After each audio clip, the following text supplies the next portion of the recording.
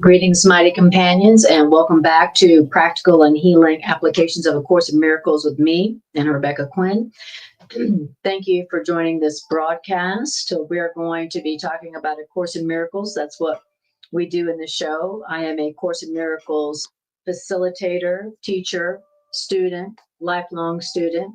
I've been teaching A Course in Miracles for 40 years now, been teaching for a long time. And I teach Course in Miracles still because it works. Because of the results that I have experienced in my Course in Miracles over 40 years, that is what has kept my passion and my dedication and devotion to teaching this curriculum so strong after all these years. So we're talking about A Course in Miracles. There are a few different editions of A Course in Miracles. There is what I call the edited Course in Miracles. It has a blue covered. So this is the edition that has been somewhat edited, meaning just some stuff taken out. This is one version of the original edition, but has annotations from Robert Perry, a brilliant Course in Miracles teacher and scholar. There's lots of different covers of this book, so that's what we're studying from, A Course in Miracles. That's what it looks like. If you are not familiar with A Course in Miracles, that's what it looks like. And the Course in Miracles, for all of you who are joining us for the first time, is a self-study curriculum whose purpose is the attaining and maintaining of peace of mind. That is its purpose. And its purpose is to heal our mind and to unlearn what we had learned in the past about how we are guilty and separate and bodies. How we can unlearn what we learned from the past that did not make us happy and learn anew the truth about ourselves as established by our Creator and God. And one of the foundations of this curriculum is the concept of God as an unconditionally loving spirit parent. That's one of the foundations of A Course in Miracles, that our Creator, God, is our unconditionally loving parent. That's what God is. Very different than what we all learned about God in the past through our different religions. So that's the foundation of A Course in Miracles, that we were created by an unconditionally loving Creator named God, and that God is only loving. So that is just some of the basics of A Course in Miracles, and I'm going to show you where we're going to be at in the book. If you want to follow along, then where we're at right here is we'll be in chapter 19, section 2, in a section called Sin versus Error. It's going to talk to us about the difference between sin and error, and very important distinction that needs to be made. And while I'm waiting for people to come in, I want to let you guys know about an upcoming workshop that I and Dr. Carla Adams will be doing. This is the workshop we were going to be doing last Saturday, but because I had been traveling most of the month, we pushed this or postponed this workshop till the first Saturday in September.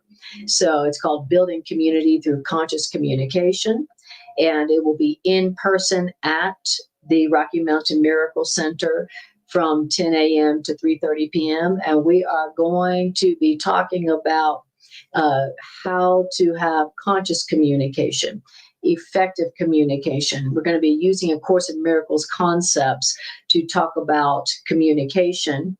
And the foundation of good communication in a holy relationship, according to A Course in Miracles. And I also am going to be teaching the intentional dialogue technique that I use and teach in my psychotherapeutic practice. So, in this intentional dialogue technique, in my experience, being A Course in Miracles teacher is like forgiveness through communication. It's a way of being in communication with people, where forgiveness, which means correct perception, which means empathy, naturally occurs. So check that out. You can utilize that QR code there on the screen, or you can just reach out to me through my website, Divine Revolution ARQ. I'm going to put that website up here, right here, divinerevolutionarq.com. That is my new website. And go check out my new website. All of my writings these days I'm putting up there on my new website. And it's a place where you can communicate with me, schedule sessions with me. On my new writings, it's a place where you can access my Course in Miracles recordings, classes, sessions, all that. And it's just a great way to connect with me and see what's coming through me these days. So that is, I just wanted to start with all that. And now let's get on into the reading. I want to tell you how this particular section came about, or came to be what we're doing. On all of my classes, my Tuesday evening classes with Greg, Transforming Religions, A Course in Miracles, my every other Sunday class at the Rocky Mountain Miracle Center, Sundays at 11 a.m. And this one, Mondays at 7 p.m. Mountain Time. All of them, I go into meditation and I ask the self that we share, my loving right mind spirit, what it would have me learn from teaching. And so I say, please decide for me what you would have me learn by teaching it today. And then I go to my random number generator app on my phone and I put in the 3 books of the course, the text, the workbook, the teacher's manual, and I let the spirit through the random number generator choose which book of the course we're in. And then I put in however many sections are in that particular portion of the course, and I let it choose where we're going to be at. So what spirit through the never random number generator app chose for us tonight is a section in chapter 19 called Sin versus Error. So that is what we're going to be doing. I'm going to see if I can get us, public on Facebook. Let's see if I can. And let's see if I can do it. We shall see. Let's see if I can do that. Forgive me while I look and see if I can. For some reason, Facebook doesn't allow me to go public anymore, I think. So I have to make it public later. So let me go out of here. Dashboard. Yeah, let's go back here. Okay, let's see what we can do. All right. Thank you for your patience. Nope. So, for you guys watching on Facebook, you'll be able, after this class, I'll go in and make it public so that you'll be able to watch it. But for some reason, Facebook only wants me to go live through them. So, and I'm using StreamYard. So you guys can see me later. And, but for now, let's go back here. All right. Excuse me. Okay. So, like I said, this is in chapter 19, section 2, Sin versus Error. And as we're allowing people to come in to the room, I'd like to ask you to please share, subscribe, and thank you for that. Like, share, and subscribe. That helps the algorithm to push this class out to more folks. And any Course in Miracles material is something that the more people who see it, the happier and more healed the world becomes. Course in Miracles is a world healing curriculum. These are world healing ideas. These are individual mind healing ideas. The ideas in A Course in Miracles are very healing to our own individual minds and lives, and also healing to the world. It's the most healing curriculum I've ever come across. And I have been around the spiritual circles and metaphysical circles all my life. So I can tell you in no uncertain terms that Course in Miracles is an extremely powerful healing curriculum. Healing for yourself, healing for those in your life, and healing for the world. So the more people hear these ideas, the safer and happier and more healed the world becomes. So thank you for sharing this class. Thank you for sharing anything of A Course in Miracles on your social media pages. All right. So here we go. We're going to go to sin versus error. All right. Oops, hold on. Yes. Okay. So it says sin versus error. And when you guys are able to, let me know if you can see and hear me okay. Let me know if my audio is okay. Let me know if my visual is okay. Let me see if I can do this here real quick. All right.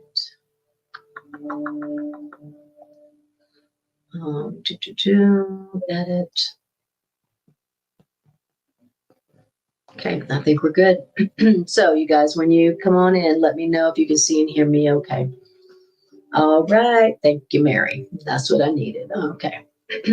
Okay, so you see where we're at. If you want to follow along, we're in the text. We are in chapter 19, section 2, sin versus error. It's the same section in all the different editions. Okay, so it says, first line, it is essential that error be not confused with sin. And it is this distinction between error and sin that makes liberation, healing, happiness possible. So if you need some liberation, if you need some healing, if you need some happiness, if you need some peace of mind, then what is essential is to make the distinction between sin and error. This thing I got going on, is it a sin that where I deserve punishment for it, or is it an error for which I deserve correction? This thing that they are doing over there that you don't like, is it a sin that where they deserve punishment for it, or is it an error that they are making for which they deserve loving correction? Okay, so what is this that you're seeing? Is it a sin that deserves punishment that can't be changed, or is it an error for which correction is possible? So that is the distinction that we need to make when we are looking at something that we are tempted to judge ourselves, or something we are tempted to feel ashamed of or feel guilty about. Is this a sin that can't be undone, can't be corrected, or is it an error that can be corrected? Because sin and error are two different things, okay? And it says, and the two different things that they are is that error can be corrected. So it is essential that error not be confused with sin. And it's this distinction that makes healing and happiness possible. Why? Because error can be corrected and the wrong made right. But sin, were it possible, would be irreversible. Irreversible. So sin is a belief that you can make an error, or that you could do something that cannot be corrected, not even by God. Sin is like, oh, that cannot be undone. It's not reversible, not even by God. Even God can't correct this. Even God can't undo what you have done. That's a sin. A sin is something that cannot be corrected by love or by God, right? Sin, were it possible, would be irreversible. And the belief in sin is necessarily based on the firm conviction that minds, not bodies, can attack. And if that's true, then the mind is guilty. And then the mind will forever so remain guilty unless a mind not part of that mind can give it absolution. What does that mean? That means sin is an idea that calls for punishment. That's what sin is. Sin, were it possible, would 100% call for punishment, and that's irreversible.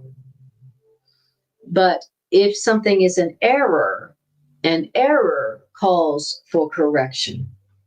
So this issue or problem that you're experiencing, is it a sin that you should feel guilty and ashamed of, for which that makes you deserve punishment? Or is this problem that you are experiencing an error in your perception, an error in your perception of yourself that can be corrected by love? Okay. So this problem that you're experiencing, is it a sin? Is it something that you should feel guilty and ashamed of and unconsciously invite punishment for it? Or is it an error in your mind that can be corrected lovingly by love? Okay. That is the distinction that we must learn to make, so that, because it makes all the difference between what we are going to receive. It makes all the difference between, are you going to feel ashamed of this and expect punishment and then be attracted to punishment for it and it not be corrected? Or is this this problem you're going through just a mistake that can be corrected, for which you don't need to feel ashamed of? So it's this distinction between sin and error that determines your experience, that that makes healing, real healing, possible. And then it says now, sin is an idea, a lie, that calls for punishment, just like sin is an error that calls for correction. And the belief that punishment is correction is clearly insane. I'll say that one again. The belief that punishment is correction is clearly insane.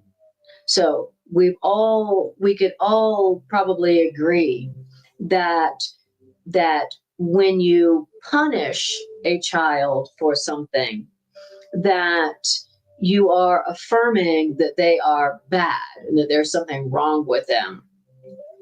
And when you punish a child for learning, for making an error, are you essentially correcting the beliefs that went into that child making an error?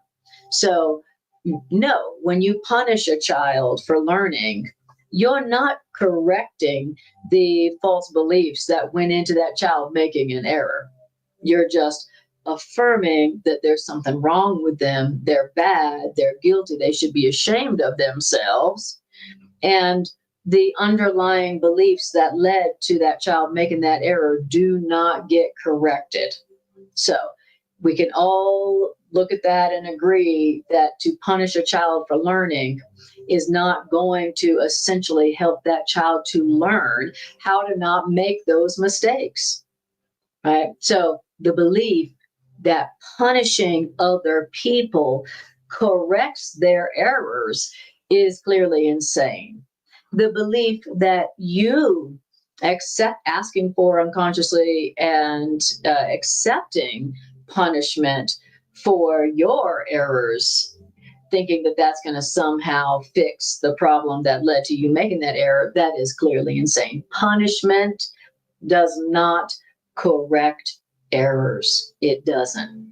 It makes what brought that error about worse. Okay. So, believing that something is a sin, believing that somebody is guilty and should be ashamed of what they did, does not correct the cause of what they did, their error. It only makes it worse. Okay? It only makes them feel more ashamed, which then makes them unconsciously request more punishment. Okay? Of course, a miracle says that the feeling of shame, the feeling that I'm bad, I'm guilty, there's something wrong with me, I should feel ashamed of who I am and what I've done. The Course in Miracles says that the feeling or the perception of shame and guilt is an unconscious request for punishment. We've all learned falsely that when you make a mistake, that when you get your punishment, that now you don't have to feel guilty anymore because you've gotten your punishment. You know, speaking of children, when you can see it in children, when they feel ashamed of something that they have done, then after they've gotten their punishment, they feel relieved, right? Because we've all learned that punishment does atone. But the truth is that punishment does not atone. So punishment does not do anything but make deeper the sense of the sense of shame based on the belief that that sin is real. So I love it. Mary says, I'm applying your talk on my feelings of unworthiness, and what you are saying is healing to me. Thank you, Mary. Yes. So when you are experiencing something that is unhappy, where you're feeling afraid or ashamed or guilty about something, it's not punishment that will correct whatever mistake you're making. It's loving correction that comes from love that will correct the underlying cause of whatever error, whatever mistake that you have made. So if you don't want to make an error again, then don't call it a sin. Don't believe that you are guilty and should feel ashamed of it. And ask love for the correction of whatever beliefs led to you making that error. That is the only real correction. That's the only way to stop making that error. Right? If you give yourself or other people guilt for an error, then they're going to keep making that error. That error may change to a different form, but the guilt and the shame is what led to us making errors in our perception to start with. So if you're going to give yourself and others shame and guilt for a mistake, for not having learned properly the truth, then all you're doing is you are continuing to strengthen their mistake and also their unconscious request for punishment. So that's why it's essential to make the distinction between sin and error. Is this a sin deserving of punishment, which never really corrects the error anyway? Or is it an error that is simply calling for loving correction? That's the essential. This distinction between sin and error is essential in your liberation from pain and suffering. Making this distinction between sin and error, punishment and correction, is essential for experiencing healing and joy, such that you're not continuing to repeat your old mistake patterns. Okay? Beautiful. That was paragraph 1. So here is paragraph 2. Sin isn't an error, because sin entails an arrogance which the idea of error lacks. To sin would be to violate reality and to succeed. Sin is the proclamation that attack is real and that guilt is justified. That's what sin is. That's what the belief in sin. Sin is not real. There is only a belief in sin. Now, even though sin is not real and there's only a belief in sin, if you believe in sin and believe that you are guilty or should be ashamed of your mistake, then you will unconsciously ask for and be attracted to some form of pain, some form of punishment. So everybody knows, because we've learned from our religions, that the guilty deserve punishment. And we've all learned falsely through our religions that when we've all learned that we're all guilty, we're all born in sin, and that when you get punishment for the sin, then you are somehow atoned, you're somehow cleared. That's what we all learned falsely. But unfortunately, it has not worked to correct the mental conditions that led to us making that error that we called a sin, that was really just an error that could have been corrected easily by love. Okay. So, very important distinction here. Then it says, so sin sin is the proclamation that attack is real and guilt is justified. The belief in sin assumes that you and everybody is guilty, and that you and everybody have thus succeeded in losing your innocence and making yourself and them what God did not create. That's what the belief in sin is.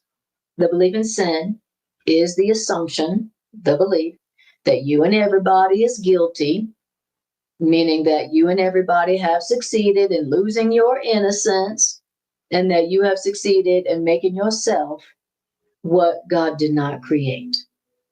That's what the belief in sin is. The belief that, what God created you to be,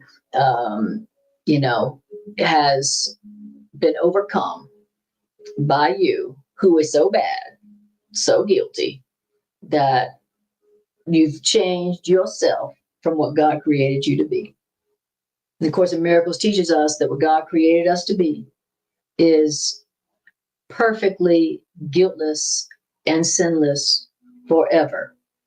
No exceptions, no conditions. That's what A Course in Miracles teaches us about how we have been created by our Creator. Our Creator, who is not the author of sin. God is not the author of guilt. There is no sin or guilt in God. And not because God is better than us, but because God knows, God being the author of reality, doesn't believe in sin, knows there is no sin. God, the author of reality, knows that there's no error that a child of God can make that can't be corrected by love. No error. That's what God knows.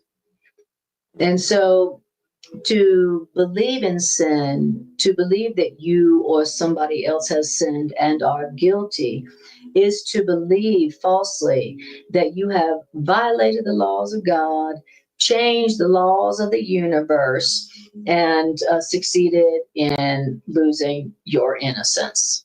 And that's what it means to believe that sin is real. All right. Yes, Greg says sin is the belief that the lie is true. Exactly. All right.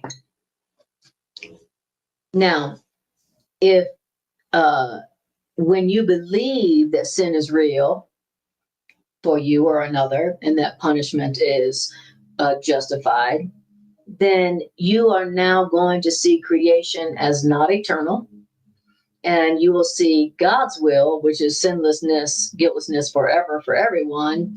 You will see God's will as open to opposition and defeat. And that's because sin is the grand illusion underlying all the ego's grandiosity. The ego is nothing but grandiosity. And sin is the illusion, the grand illusion that underlies all the ego's arrogance and grandiosity. Why? Because by the belief in sin, God himself is seen to be changed, which means rendered incomplete. Wow. And that's what sin is. It is a belief. It's not a reality.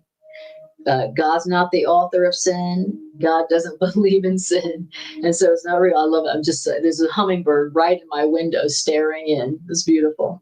I love the metaphor of the hummingbird.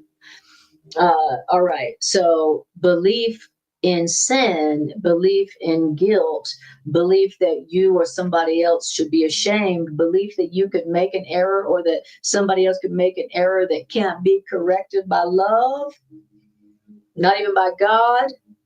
That is, what does it say? That is the grand illusion underlying all the ego's grandiosity. All right. Peace, love, and joy says, I was fortunate to be born in a Christian Science home. Sin was just self-imposed nonsense. I love that. Yes, you were. Absolutely. Yep. How beautiful. And you may, peace, love, and joy, have you noticed that even though you were raised in a home that taught that sin was just self-imposed nonsense, did you notice that you still somehow learned to feel ashamed for your errors? So even if you weren't raised in a religion that taught that, even if you were raised in no religion that taught sin, you notice that the world also teaches that your errors are not just errors, they're sins for which you deserve punishment. Even if we weren't raised in one of the Abrahamic religions, we still hear the world's teaching.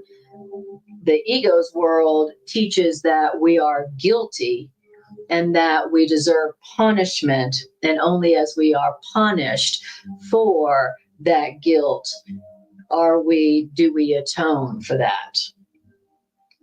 So thank you. Yeah, the hummingbird metaphor, thank you. The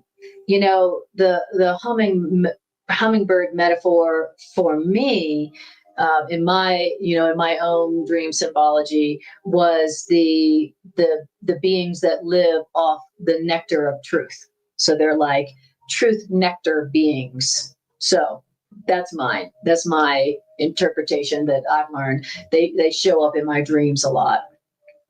So all right. And it literally went into right in my window, just hovered there looking inside for a while. It's beautiful. And I don't have a hummingbird feeder right out there. HBD, thanks for sharing. All right. Beautiful. Hi, Trisha. Hi, HBD. All right. So, so that was paragraph 2.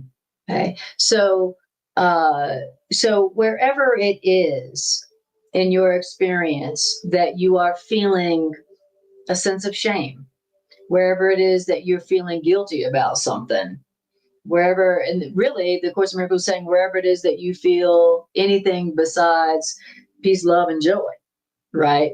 Anywhere that you're experiencing, that's somewhere where you are feeling guilty and ashamed of something that you have thought or done, and that you are calling it a sin and feeling guilty about it and then hiding it, instead of going, oh, I'm feeling angry, I'm feeling afraid, oh, okay, I'm feeling guilty about something, I'm feeling like I should be ashamed of something, like I should be ashamed of something and I should be hiding something, and I'm feeling like because I did this thing that means I'm bad, and that I'm wrong and I'm a bad person. You know how it is when you do something that you feel ashamed of, and your ego, a part of you, tells you you're a bad person, right? That's what our ego tells us. You did this bad thing, it's a sin, and you should feel guilty. Okay, that's the ego within our minds, is a belief system that says you're guilty. That's a fact. And the only way that you can be innocent again is to be punished for your inherent essential guilt. Okay. That is, yes, like Mary says, I can feel guilty for being myself. Exactly. How many of us as children were we like being ourselves and we got punished? We got judged. Um, when we were children, most of us, when we made a mistake, our parents didn't go, "Oh, you're learning, you're a child, so let me teach you the right way with love." Most of us didn't receive that. Most of us, when we did something wrong, sometimes it was not something wrong, just being ourselves, we heard, "You're bad," you know, "Bad boy, bad girl, you shouldn't do that. You're bad." We got the message that we were guilty, not that we were just making an error and that we deserved loving correction. So, so most of us feel guilty just for being ourselves, you know, because we were being raised by parents who, were told that they were guilty for being their innocent self, right? As children, we were taught not that, "Oh, you're just learning, you're a kid. There's no reason for you to have, there's no reason you should know how to do everything right. You're a kid, you're learning," right? You just make it, there's just an error. Most of us didn't learn that. When we made an error or did something the adults around us didn't like, we were given the message that we were guilty, that we should be ashamed of ourselves, and that we were somehow a bad person, and that God was somehow disappointed in us, right? So we all learned that we were guilty. We all learned that sin was real and that we were guilty and that we deserved punishment. That's what we all learned, right? Now, and that's what keeps our errors and our painful patterns in place, right? So, in order to experience freedom and true happiness and health and healing, we have got to accept the distinction between sin and error.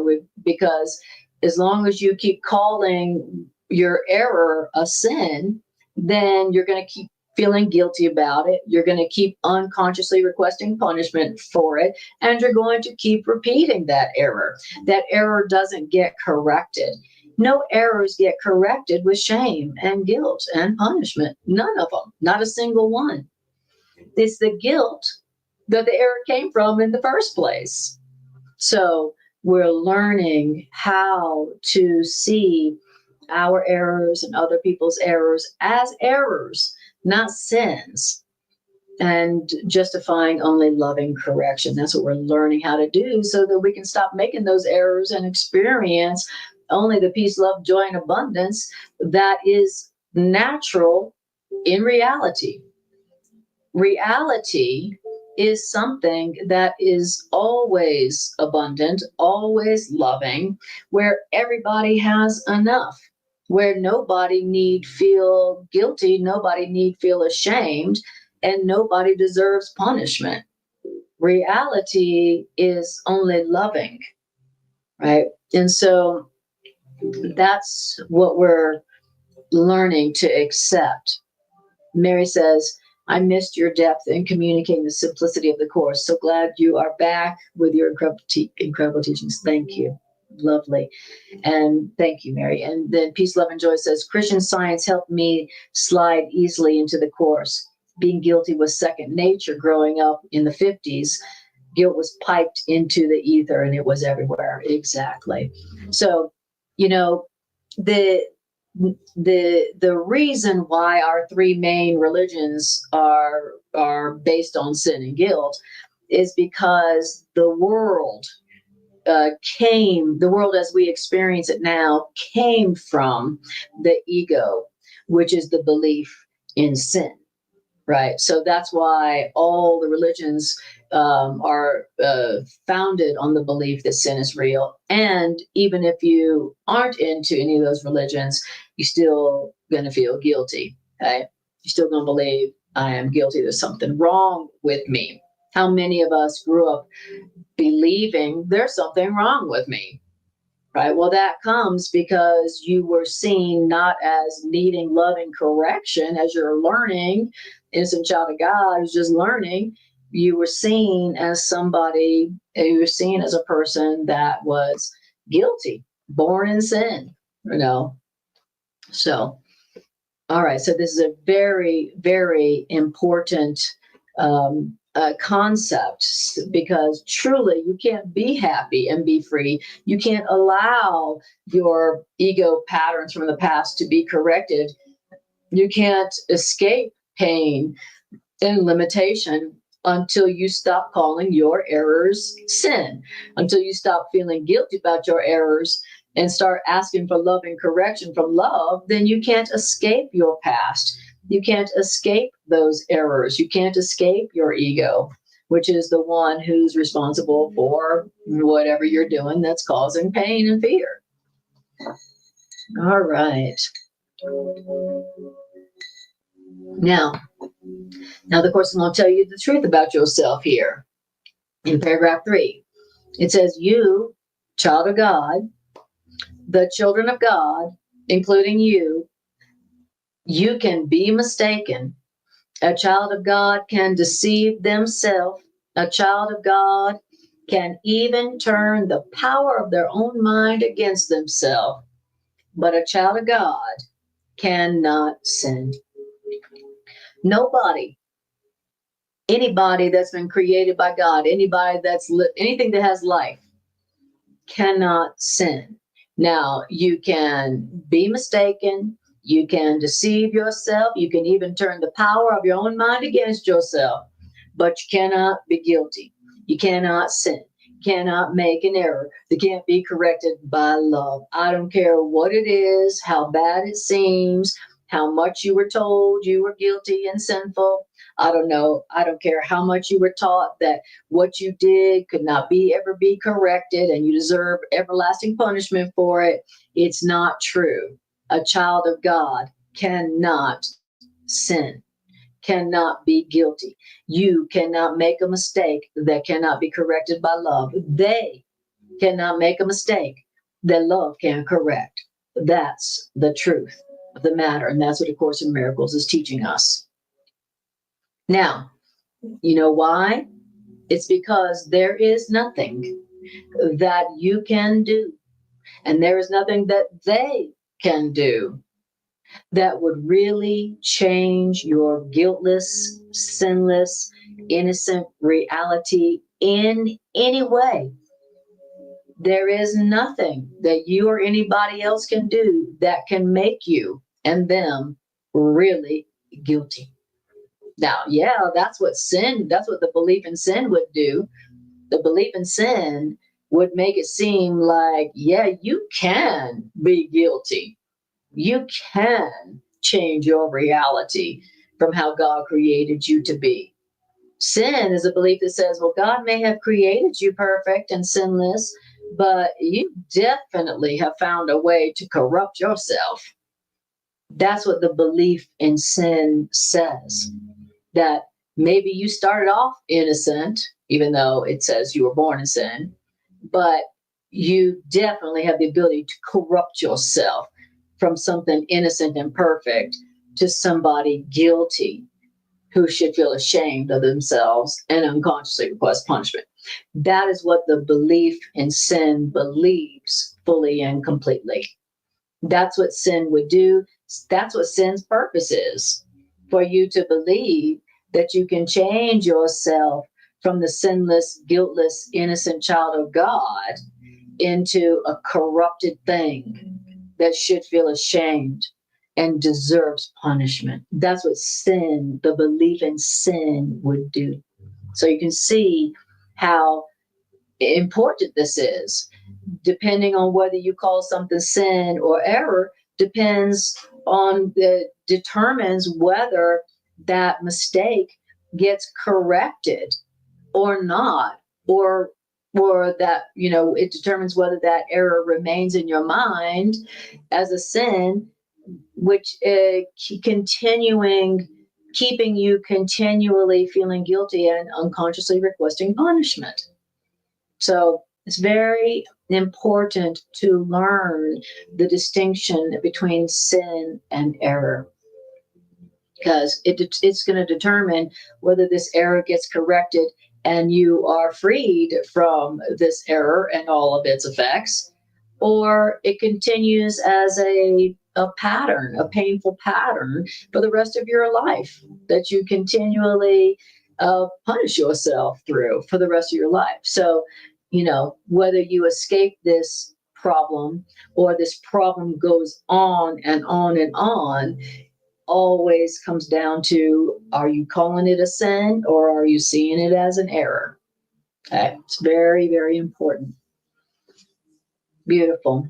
I love it. So then it says, that's sin's purpose. Yet for all the wild insanity inherent in the whole idea of sin, sin is impossible. You can't make an error that can't be corrected by love, and neither can they. Okay? Even for all the wild insanity inherent in the whole idea of sin, it is impossible. Because, as we all learned, the wages of sin is death. But how can the immortal die? So, if you are immortal, like A Course in Miracles tells us, and cannot die, then how could sin be real? All right. Thank you, Mary. Mary says, I love how you clarify the teaching. Absolutely.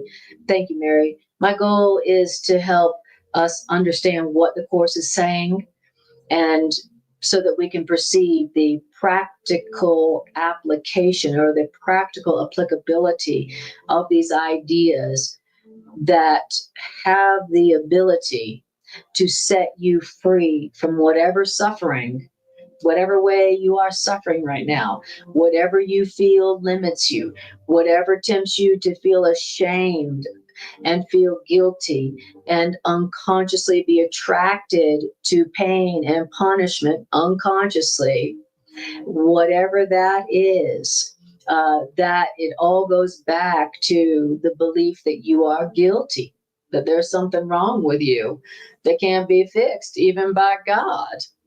Okay. So that's how practical this is, right? This is telling us that there's nothing that you have thought, made, done, whatever it is, if it's that is producing shame, fear, guilt, that can be corrected. Whatever you have done, no matter how terrible, no matter how shameful it seems, no matter how irreversible it seems, no matter how many people have seen you as guilty because of it, no matter how much shame you have felt about it, no matter how much it seems like it cannot be undone, no matter how irreversible it seems, no matter how deeply you were taught that you were guilty and sinful and there's something wrong with you, whatever it is, it can be corrected by love. It can be corrected by love. And the only reason that you're still suffering from it, the only reason you're still feeling limited to and by it, is because you haven't brought your belief that it is sinful, that you are sinful, to truth. You haven't brought it to truth yet. That's the only reason that you still feel ashamed of it, that you still are tempted to hide it, that you still are feeling guilty about it and unconsciously repeating it, is because because you feel so ashamed of it, you're keeping it secret. You're keeping it secret. suppression, repression of what you feel ashamed of. And since you feel ashamed of it, you suppress and repress it, but that keeps you from being able to bring it to truth and go, truth, am I really a bad person because of this thing? This error that I made because I didn't learn very well. I was learning from other adults who didn't know the truth about themselves. Am I really a bad person because of this? Should I feel ashamed about this? Should I feel guilty about this? Should I? What is the truth about this spirit that I'm feeling ashamed and guilty about? What is the truth about it? The only reason it has not been corrected and still remains as a pain pattern is because I'm not taking it to love and asking love for the truth about it. But the moment that I go, hey, truth, love, God, spirit, whatever you call that unlimited mind of love, and you ask for the truth of the matter, you will be shown the truth, which is that it was just an error. And if you had learned better, you would have done better. If you knew the truth about yourself, you wouldn't have made that mistake. You're not guilty. It's just an error in your self-perception, and it can be corrected by love. And then it will be corrected. It will be undone, and you won't have this continuing painful pattern that is plaguing you and pursuing you throughout your life. Right? We all have those patterns, right? It's like, man, I got this pain pattern, I got a painful health pattern. I got a painful financial pattern. I got a painful relationship pattern.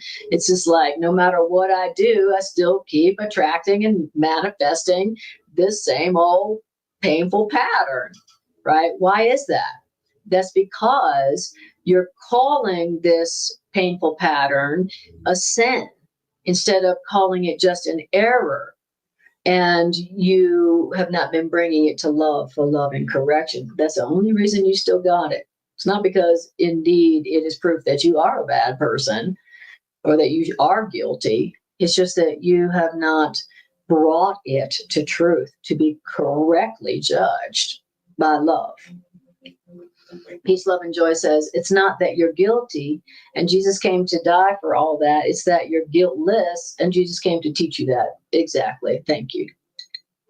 And all great truth teachers also came to teach us the same thing, that there is no sin, And so it's just that our world as we know it is based on the belief that sin is real and that sin is corrected or atoned for by punishment. Right. But the Course in Miracles is telling us that our errors, the source of our errors, the cause of our errors, the things that the cause of that pattern, the cause of the things that we keep doing that cause us pain is a feeling of guilt. It's a feeling of shame. Right? And so if, punishing somebody only affirms their shame and guilt, which was the original cause of the error in the first place, which guarantees that they're going to continue making that mistake. Giving yourself or someone guilt for something that they've done not out of love keeps that pattern going. It keeps that error going. When you give someone guilt for what they did, the guilt that they feel and the shame that they feel makes them be compelled to repeat that error, and it never gets corrected. So if you really want to end a pain pattern in yourself or another, stop giving yourself guilt for it. Stop feeling ashamed for it and ask love for and call it an error. Stop calling it justification for guilt. Call it an error and bring it to love for love's loving correction of the error. All right. Thank you, Mary. Wow, Anna, that was amazing exploration and understanding of the Course on sin and errors. Thank you. And Greg says, yes, peace, love, and joy. She's both taught and demonstrated that guilt and sin and death was the lie that has deceived many. Exactly. All right. Okay, beautiful. Now we're on paragraph 4. And we're on paragraph 4.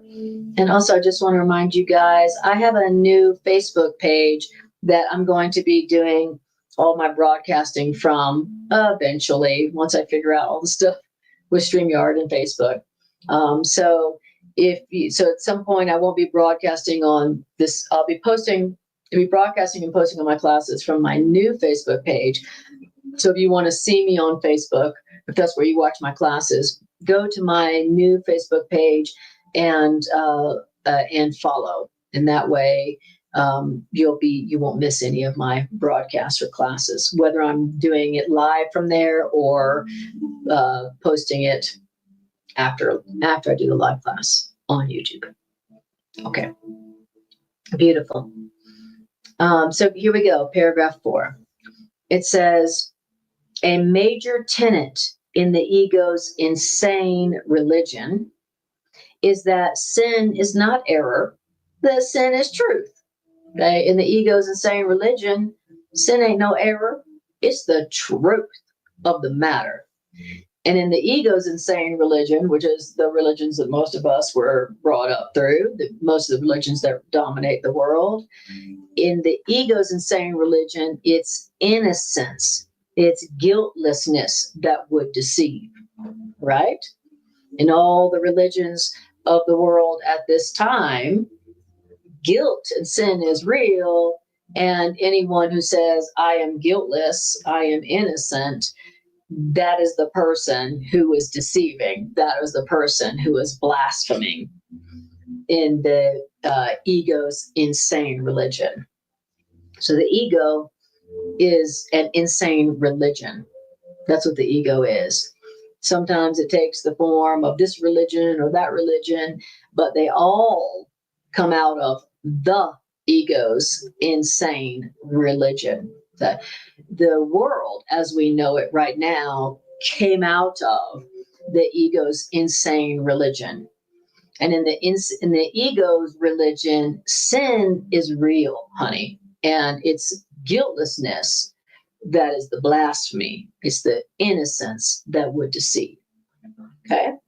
Just so you know the difference, just so you know when you're experiencing a version of the ego's insane religion. Does this religion teach that sin is real and that guiltlessness is the deception? Okay, if it does, then that is one version of the ego's insane religion.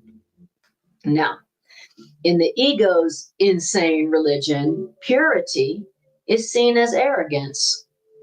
And in the ego's insane religion, the acceptance of yourself as sinful is perceived as holiness and humility. Isn't that right? You know, in the world's religions, that when you say, oh, I'm a sinner, I'm unworthy, I'm a sinner, that's what is called holiness and humility in the ego's religion. And it is this doctrine of sin is real and it's innocence that deceives that replaces your reality as your creator created you. The doctrine that says that you are guilty, sin is real, you are born in sin and guilt, and anyone who claims they are guiltless and innocent, they're the ones who are deceived and deceiving. That doctrine was meant to replace your reality as you were created by God. And the reality that God created you in is sinlessness. Yes, you can be mistaken, but you can't be guilty.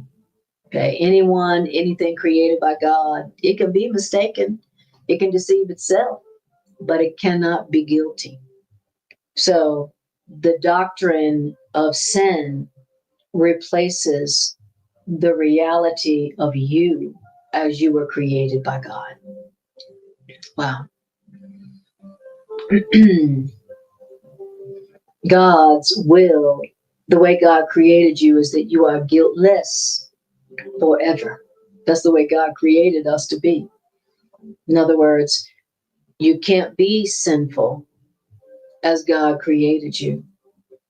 You can be mistaken. You can be deceived in yourself. You could have learned wrongly, but you can't be guilty. And because you cannot make yourself guilty, then you never deserve punishment for your errors.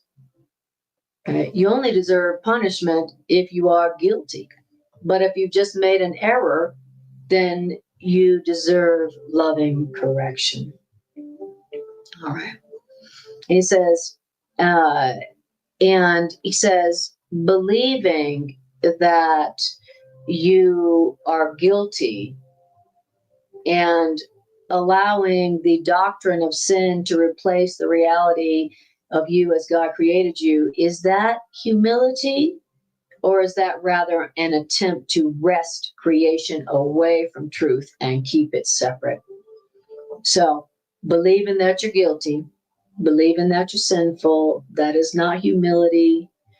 That is you attempting to wrestle reality and creation away from truth to keep reality separate from truth. In other words, the whole belief that you or somebody else can be sinful and guilty instead of just mistaken. That is us trying to be God. That's like, I'll be God. I'll be the author of reality. Yeah. Any attempt to see sin is real, to believe sin is real, that is just represents our attempt to wrestle creation away from truth and keep reality away from truth. Because sin has nothing to do with reality. There is no sin in reality. In reality, the reality as God established it, there ain't no sin. In reality, you can't make an error that can change your reality. You can't make an error that can knock God off God's throne and make God wrong, change reality from what God made it to be. It's just not possible. Okay. And that is what enables your liberation, your freedom from what seems to hurt you and what seems to limit you and what seems to make you feel bad. Right? Okay. Beautiful. I love it. Mary says, I feel so much better being here tonight. Thank you, Mary. Me too. Peace, Love, and Joy says, the idea of sin and the stigma connected to it keeps people in fear, and fear keeps people in line and obedient, easily controlled. Exactly. And now you see why sin is the foundational belief system, or the foundational belief in the ego's insane religion, because the ego cannot control you if you don't believe in sin. The ego can only control you and use you and punish you if you believe in sin. Okay, that's why in all the religions you're supposed to be obedient to sin. You're supposed to be humble. You're supposed to be what do you call it?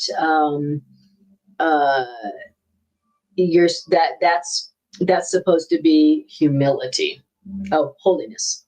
Right. In the ego's insane religion, sin is holy. And in the ego's insane religion, only as you believe that you are guilty, only when you believe that sin is real, are you holy.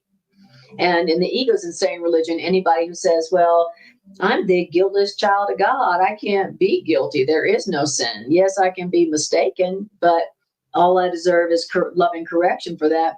That person is seen as a blasphemer, And in the ego's insane religion, blasphemy, not believing that you are guilty, is the ultimate sin that deserves death, right? In the ego's insane religion, which takes the form of all these many different religions that we have here. So that's how you know when you're dealing with the ego's insane religion in whatever form it takes, is that the belief in sin is a tenet, it's a foundation stone, it's the foundation of that religion. I mean, name me one religion that says that there is no sin, right? In all the religions that are on this planet at this time, sin is real. So, and thank you, HBD. I appreciate that. Okay. Now, then it says, we're in paragraph 5. I'm going to put back up where we're at so that you can follow along if you would like to. We're in chapter 19. All right. Okay. Paragraph 5. It says, now, any attempt to reinterpret sin as error is completely, always indefensible to the ego. The ego cannot defend against that. So anytime you're like, that's not something I should feel guilty and ashamed of, it's not a sin, it's just an error that I can accept loving correction for, the ego has no defense against that. The ego cannot stop you from choosing to reinterpret what you were feeling guilty about into just an error that can be corrected. An error that can be corrected, you don't need to feel guilty about it, right? The only thing that you need to feel guilty about, according to the ego, is something that's a sin, And so the ego can't defend against your choice to call this error, this problem, an error instead of a sin. The ego's like, oh, foiled again. And the idea of sin is wholly sacrosanct to the ego's thought system. And the belief in sin, the idea of sin, is quite unapproachable, except with reverence and in awe, in the ego's insane religion. So in the ego's insane religion, the idea of sin, the belief in sin, is what's in the holies of holies, where only the holiest of holy can go, right? And in the ego's insane religion, if you even dare question the idea of sin, which remains in the holy of holies, the most sacred idea there is, then you are considered the ultimate blasphemer. Okay. He says, sin is the most, quote, holy concept in the ego's insane religion. In the ego's thought system, sin is lovely, sin is powerful, guilt is wholly true, and guilt is necessarily protected with every defense at the ego's disposal. Because in the idea of sin lies the ego's, quote, best defense, which all the other ego defenses serve. The idea of sin is the ego's armor. The idea of sin is the ego's protection. And the idea of sin is the ego's fundamental purpose in all of your relationships, in the ego's interpretation. So sin is the holiest of holy ideas in the ego's thought system. In the ego's insane religion, which is based on sin, then sin is the holiest of ideas, never to even be approached except with reverence and awe. And in the ego's insane religion, sin is the purpose of all of your relationships. Your ego, in your ego's belief system, relationships are just for generating guilt. You ever noticed that relationships tend often to be guilt factories, just like generating more guilt, something else to feel guilty about, something else to feel guilty about, something else to feel ashamed about, something else to feel guilty about. Okay. That's because in the ego's belief system, in the ego's insane religion, the only purpose of relationships is to keep generating more guilt, more shame. The only purpose of relationships for the ego is to keep generating more guilt and shame based on the belief that sin is real. That's all your ego wants from all of your relationships. Did you know that? That's all the ego wants. That is the sin is the fundamental purpose of your relationships in your ego's interpretation. That's all your ego wants in all of your relationships, is that that it keep generating shame and guilt. That's all the ego wants from your relationships. So if you're allowing your ego's purpose to be the purpose of your relationships, then they're just going to be guilt factories. They're just going to be generating more shame, more guilt, more shame, more guilt. Right? But when you give your relationships to spirit, to love, to God to use for you, then your relationships will be something whose purpose is to release you from shame, where you release each other from shame and guilt, and where your errors can be corrected lovingly and gently. So, very interesting what it has to say about the ego and relationships. All right. Beautiful.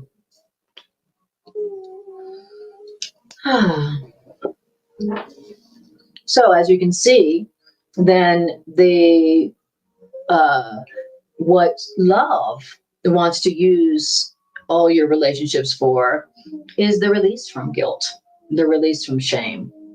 And in your relationships, when people are in their egos or they're in error, however that's manifesting, the the love's purpose in that relationship is to see that all that the people you're in a relationship with, all that's going on is that they're making a mistake, and their mistake only deserves loving correction, and seeing that as true for yourself.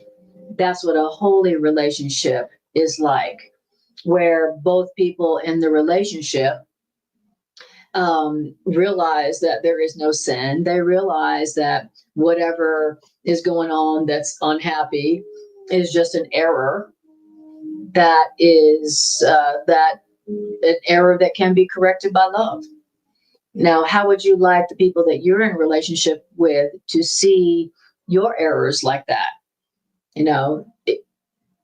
How would you like for people that you're in a relationship with, whenever you're in your ego, to go, oh, she's in her ego and she's just making an error and she deserves loving correction. Hey, love, I'm going to give her errors to you.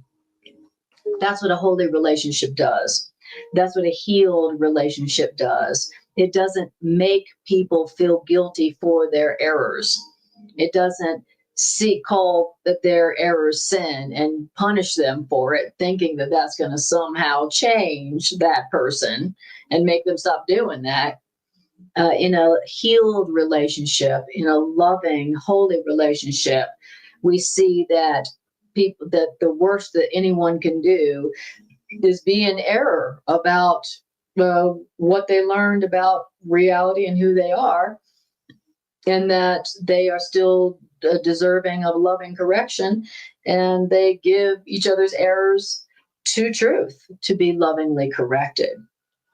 So that's the difference between a real relationship, a loving relationship, a holy relationship, and an ego-dominated relationship. In an ego-dominated relationship, all they do is make each other feel guilty and ashamed for whatever is going on. And then that pain pattern cycle just continues in that relationship. And the more you're in that relationship, the more ashamed and guilty and angry you feel. Thank you. Okay. Okay, great. So now we're on paragraph 6. How are we doing on time? Okay. Paragraph 6. It can indeed be said that the ego made its world on sin. That's what the ego made this world on. So the ego's world is based on sin. Okay, it's all based on sin. Now, only in a world made on the belief in sin could such a world, only in such a world made on sin, could everything be upside down and backwards and reversed. Okay. This is the inversion world, right? The world that the ego made is the world based on the belief that sin is real and deserves punishment. And that's a world where everything's upside down and backwards, right? Okay. Now, this strange illusion, sin, the belief in sin, which it's calling here a strange illusion. The belief in sin is a strange illusion. This strange illusion called sin makes the clouds of guilt seem heavy and impenetrable. Have you ever felt a sense of guilt and shame that felt heavy and impenetrable, incorrectable? It's only the belief in sin that makes the clouds of guilt seem heavy and impenetrable. The solidness that this world's foundation seems to have is found in the belief in sin. If you didn't believe in sin, then this world's foundation would not seem to be so solid and heavy, and guilt wouldn't seem to be so heavy and impenetrable if you didn't believe in sin. So the belief in sin is what makes this world seem solid and impenetrable. Now, then it says, because sin is an idea that seems to have changed creation from an idea of God to an ideal the ego wants. And what's an ideal that the ego wants? What is that? What is the ideal world that the ego wants? The ideal world that the ego wants is a world that the ego rules, and the ideal world that the ego wants is a world that the ego rules, a world made up of bodies, and bodies that are mindless and capable of complete corruption and decay. That's the ideal world that the ego wants. That's the ego's ideal world. And I don't know if you've noticed, but that's exactly what this world seems to be. It seems like a world that fear rules, that fear and guilt and shame rules. And it seems to be a world made up of bodies that are mindless and bodies that are capable of complete corruption and decay. Okay, that's the ego's ideal world. Okay, and the world seems to be like that because of the belief in sin. With the belief in sin, it appears that the world has become a world that the ego rules, that fear, guilt, shame rules, and a world of mindless bodies that are capable of complete corruption and decay. Okay. That's the ego's ideal world. So I guess what we're looking at is the ego's ideal world right here. Okay.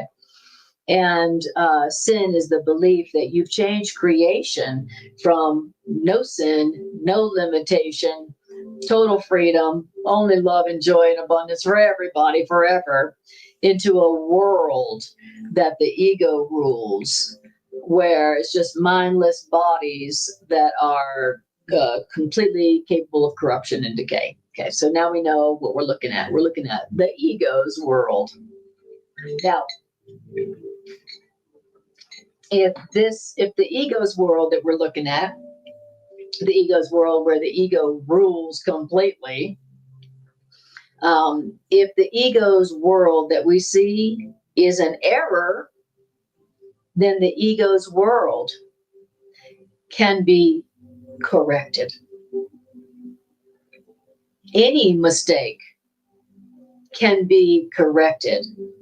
If the ego's world that we see is a mistake, it can be corrected, and it can be corrected easily by truth.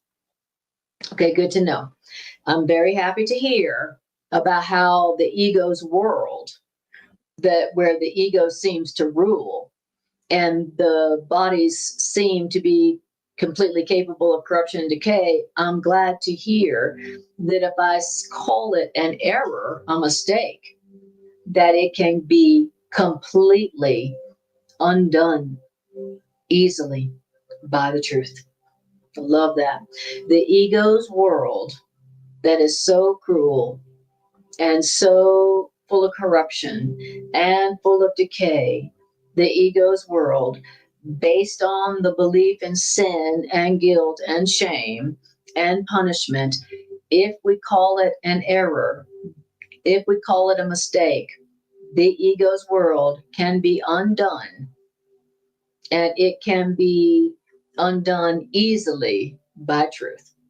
So the world as you see it, that is so terrifying, that is so completely corrupt, that seems to be ruled by decay, fear, shame, and guilt, can be undone easily by truth. If the ego's world is a mistake.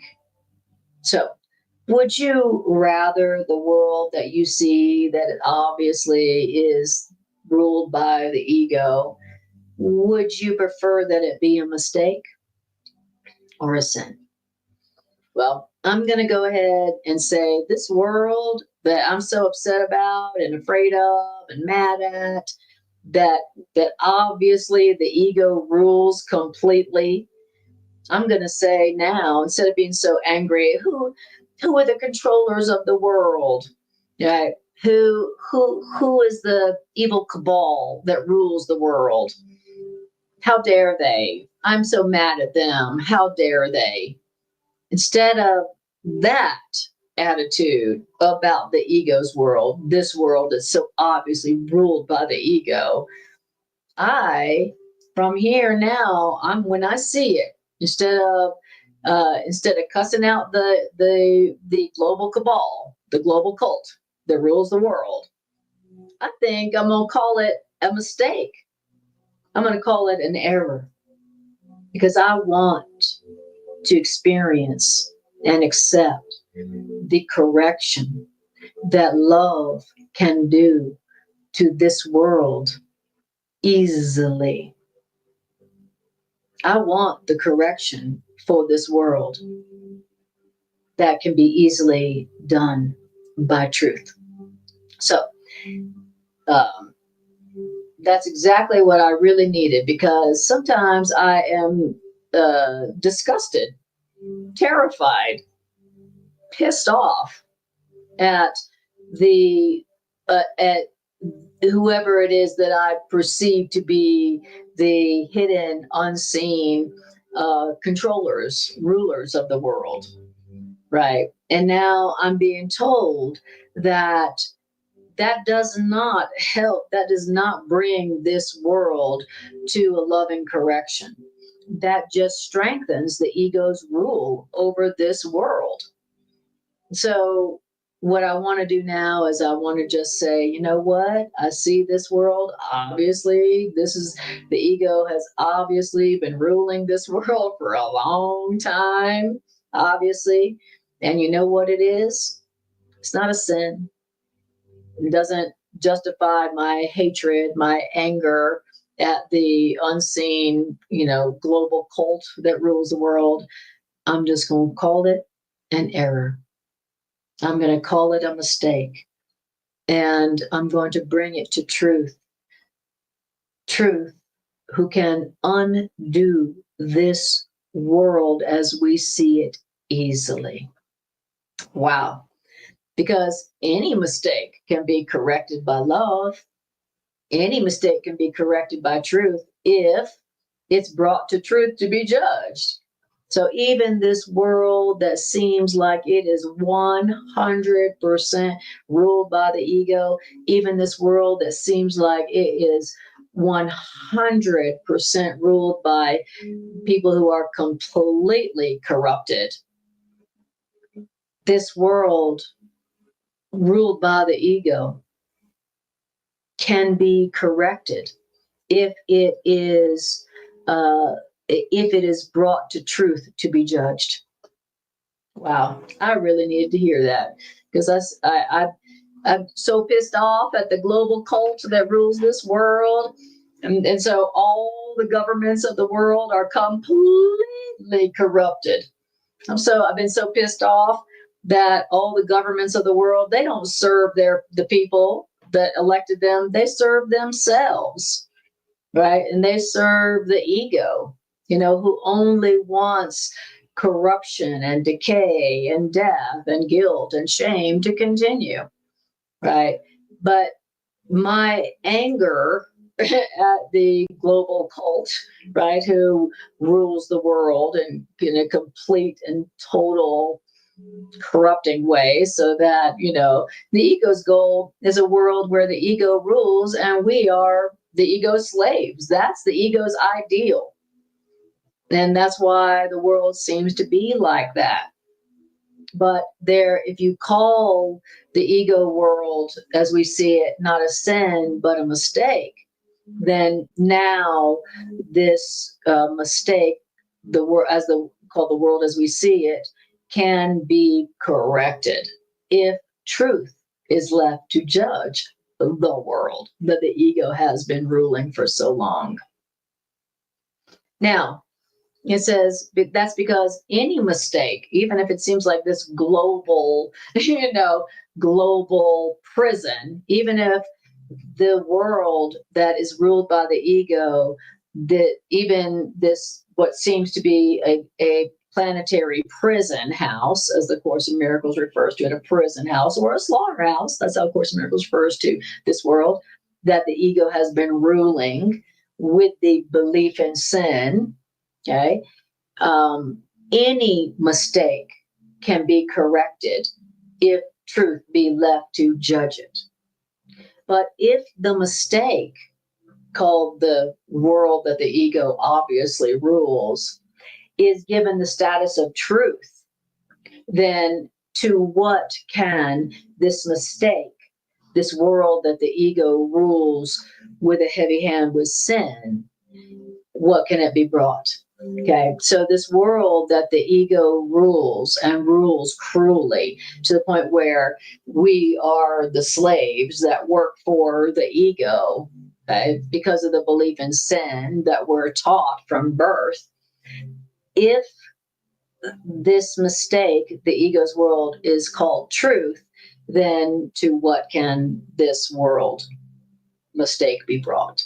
Okay, so thank you. Mary says, you just healed yourself. I did. I healed myself of the punishment that I have been giving to the ego world. Like, the ego obviously rules the world, right? The world is so corrupt. The governments are so corrupt that they work for themselves and we work for them. The governments around the world are supposed to serve their people. They don't, right? They've turned us, the people they work for, into slaves. Okay. Guilt slaves, debt slaves. Okay. Obviously, this is the world the ego rules. Okay. I've been attacking them and with my anger and my judgment. And that does not change the world.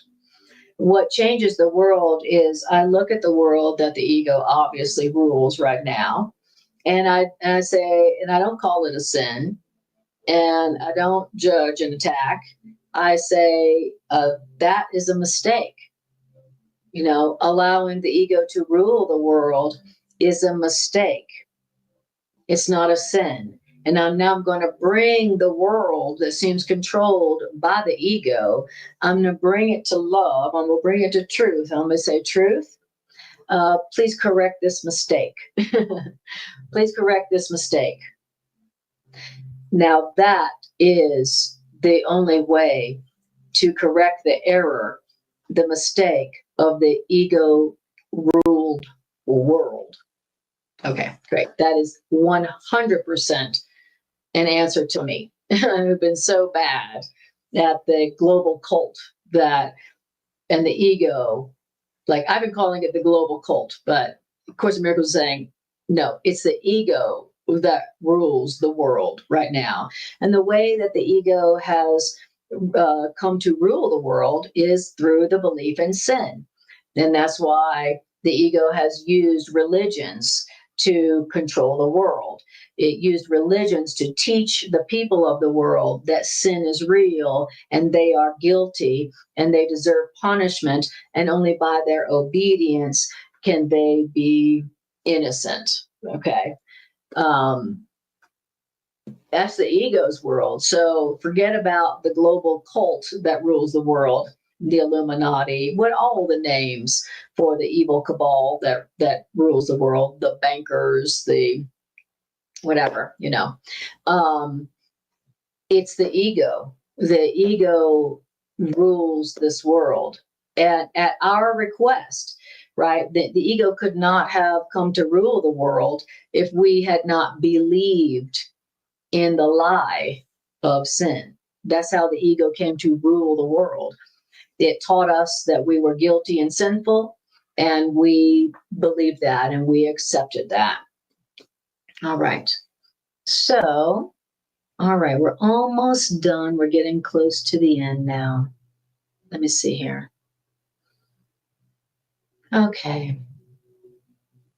Well, I think I've covered all of this. So I'm just going to stop here.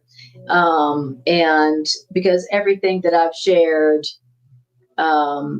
it just goes on to say that. And I think there's like a couple more paragraphs left. So I'm just going to stop here since that's probably plenty.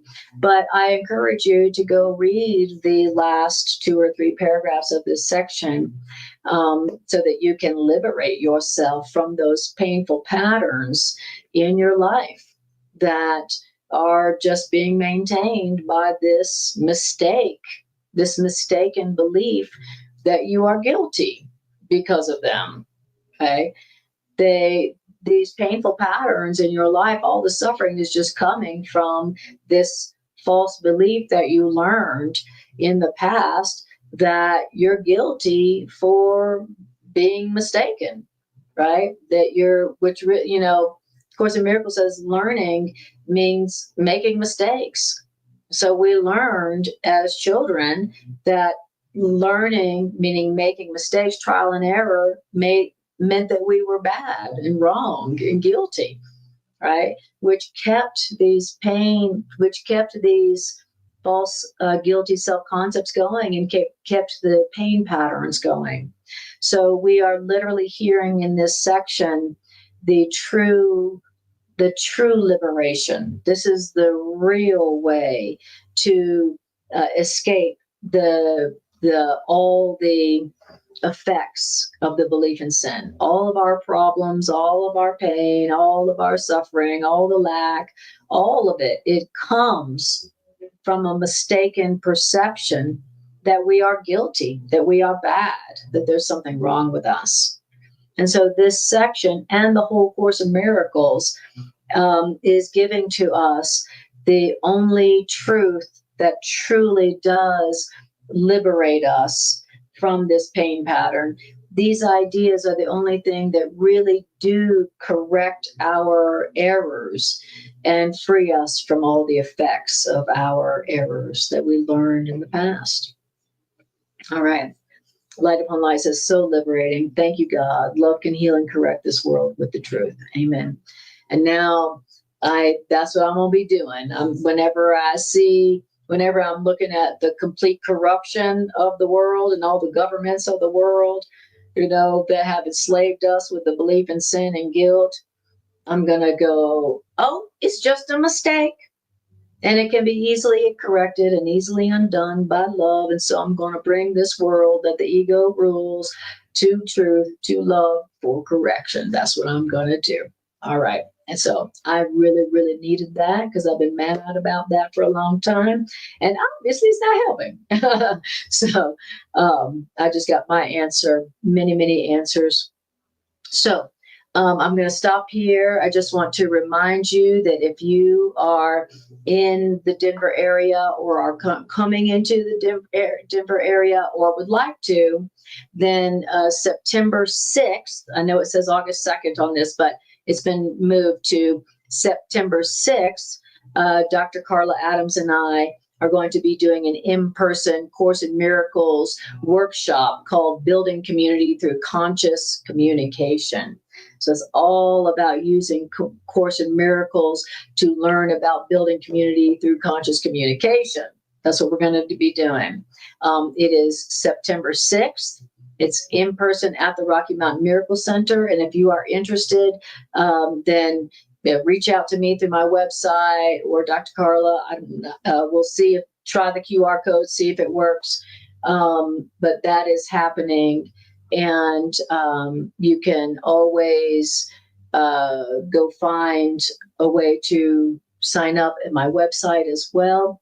I think that we will stop registration,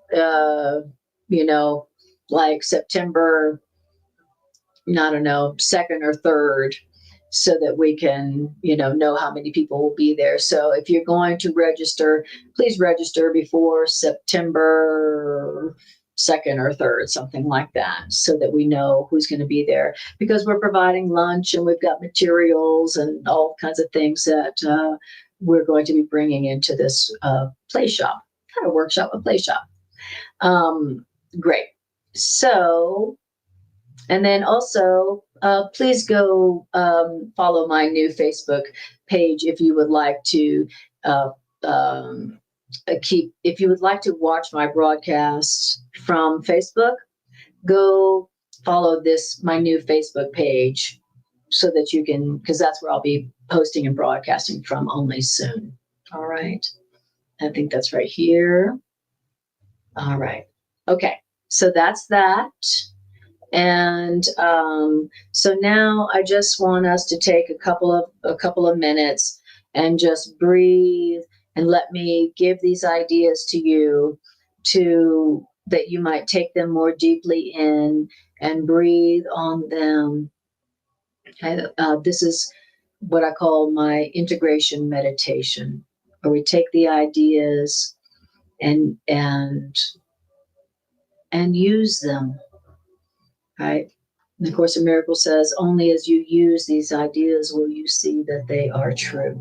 So let's use these ideas. This whole curriculum is for the practical application of these ideas. These ideas, they are mighty, mighty healing devices to be used and not held idly by. So, what I want you to do, if you are able to, is I want you to close your eyes and just breathe. Listen to the music if you can hear it. And just notice how you feel right now, having heard these ideas. And just breathe. And notice how you feel. How does it feel to hear that even though you can be mistaken, even though you can deceive yourself, you cannot be guilty? You cannot change yourself from what God created you to be, which is guiltless, sinless, pure as the moment you were created by God, who is love. How does that feel to hear that idea, even if you don't totally believe it? How does it feel? Breathe that in. How does it feel to be reminded or to hear for the first time that there's no mistake that you can make or that anybody can make from their ego that cannot be corrected by love? It cannot be lovingly and gently corrected by love. How does that feel? You don't need to feel guilty. You don't need to feel ashamed. You made a mistake because you learned falsely, you learned wrongly. Of course, you make mistakes. You learn wrongly about the nature of reality and you learn wrongly about yourself. Of course, you make mistakes. And of course, you make mistakes while you're learning. It doesn't mean you're bad. It doesn't mean you're wrong. It doesn't mean you're guilty. It doesn't mean you should be ashamed of yourself. And it certainly, above all else, does not mean that you deserve punishment in any way, shape, or form. Any mistake that any child of God has made anywhere can be corrected if that error is seen as an error and not a sin, and then brought to truth for loving correction. Breathe.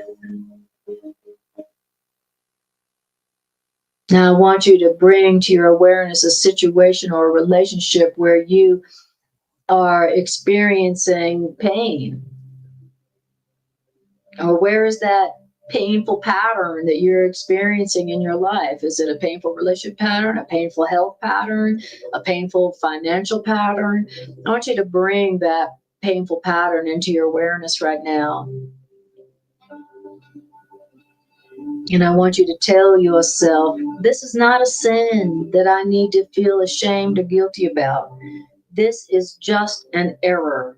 This is just a mistake that I have made because I learned wrongly about myself. It's just an error, and errors are for correction. Punishing myself or somebody else will not correct this error. It will keep it going. This is just a mistake. It is just an error. And now I'm going to bring it to truth. Truth, please look upon my error that is producing this pain and fear and shame and unhappiness and sickness and brokenness. Look upon this error, truth, and correct it for me in your loving win-win way. Show me the truth about myself that has not changed because of this error. Help me, love, to accept that I have not changed what I was created to be, guiltless and sinless, because of this error, this mistake. I haven't changed myself from someone innocent and guiltless to somebody corrupt and sinful and guilty and bad and wrong. I have not changed myself from what God created me to be just because I made a mistake.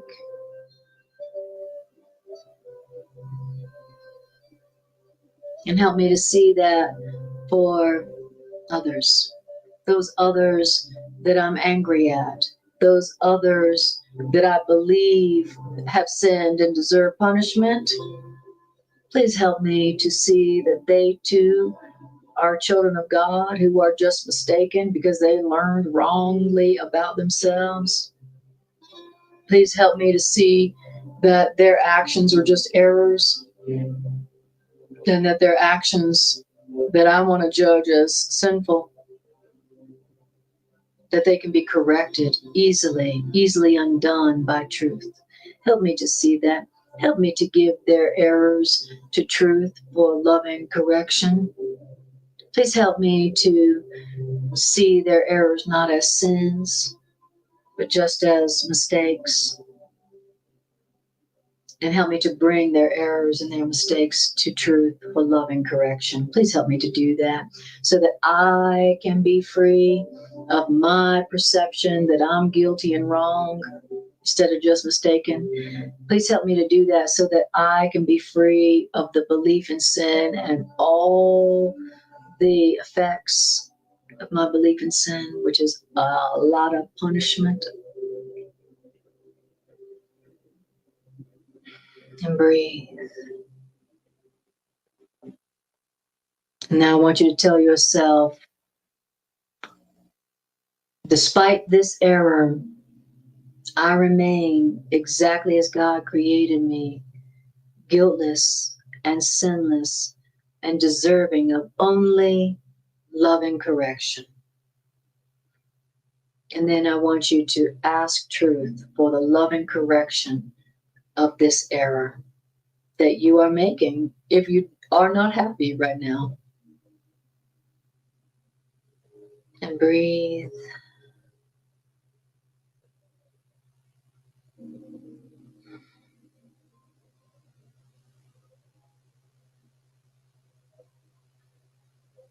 Beautiful.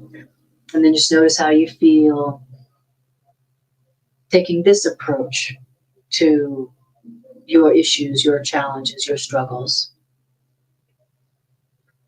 So let this be the way that you respond to problems. Let this be the way that you respond to your problems when you are tempted to feel guilty and ashamed. Let this be the way that you handle the problems where you are tempted to see others as guilty and deserving of punishment. So let this be the way that you respond now when you are experiencing an error and tempted to call it a sin. Okay? All right, you guys. I appreciate you all so much. I so appreciate that you have watched this class and that you are supporting this. I appreciate you more than I can say. This is how we join in healing the world. This is how we join in allowing the world that the ego rules to be corrected so that we experience a world that love rules, that guiltlessness and truth rules. So good job. Way to love yourself. Way to take your part in the healing of humanity.